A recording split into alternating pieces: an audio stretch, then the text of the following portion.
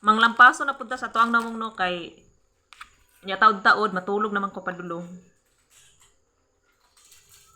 Lampaso na punta.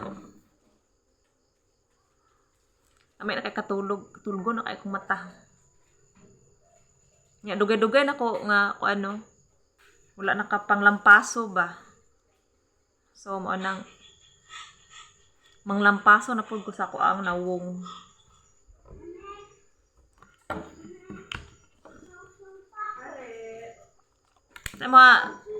Sa mga te. Ano sa ron si? Ah, ikaw din aday. Abay na ako imong mama, mayo-mayo mong kangod tingog.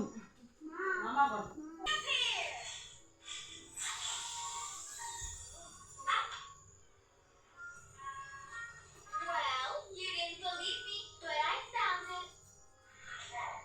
Now swirl and swoosh and come to me with a whoosh.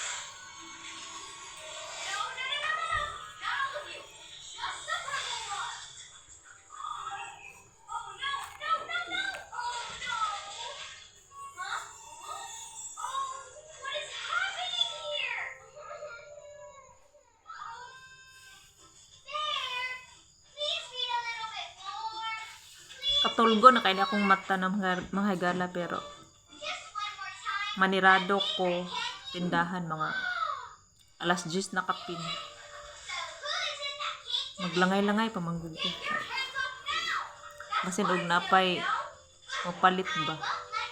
Namgoy usahay nga You should know I'm a witch by the napagyoy mamalit mga dapit na alas 10 or alas 10 kapin. Usahay pod no basta kay bation na jud kay ko katulgon.